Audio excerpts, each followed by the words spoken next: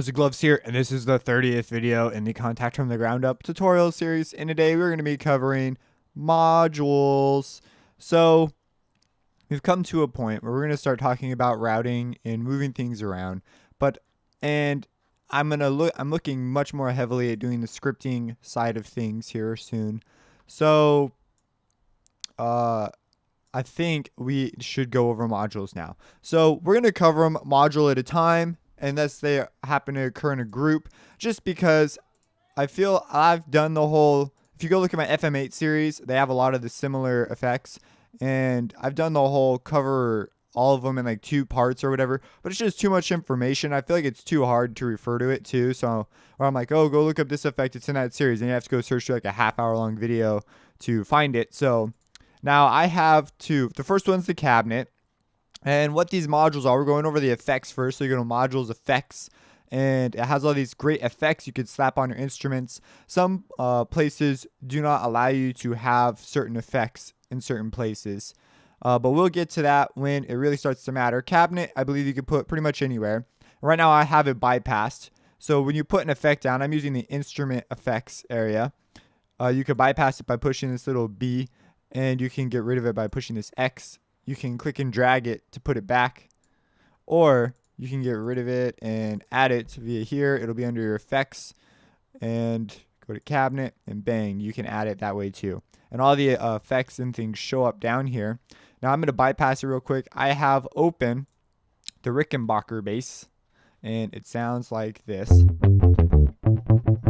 and that's without the effect on, without cabinet on. So with cabinet on, it sounds like this.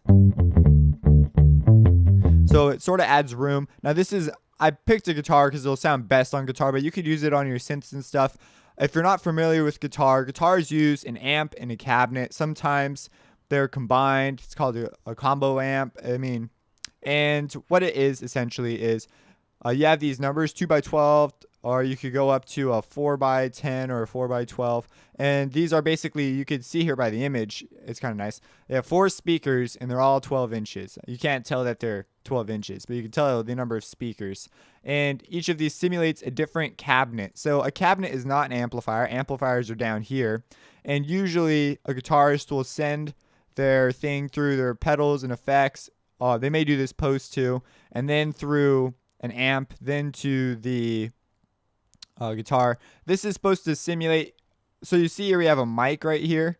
This is simulating recording one. So you'll put a mic in different positions around your cabinet to get it. So this is essentially the speaker, and you'll see we have far, on axis, back. These are all different mic positions, and some cabinets are open back, some aren't, depending on the acoustics you want. And they apply some pretty heavy EQing to your sound. So you'll notice immediately if you put it on there, you'll get a pretty distinct EQ curve. Usually they chop off a lot of the upper end, and you can mess with that if you so desire. And we have a size setting here, and this actually manipulates the size of your cabinet. It doesn't actually be represented here by 4x10, and it doesn't go down or up visually, but it changes that. So if we have it up, you'll generally get a better bass response. And if you have it down,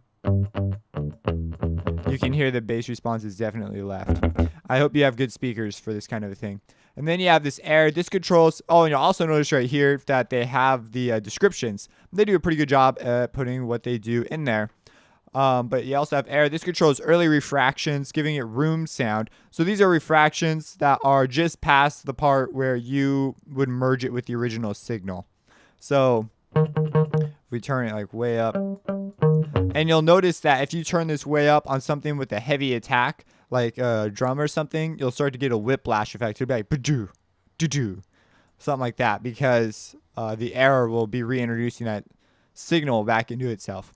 These two are basically EQs, so they have a treble, booster cut.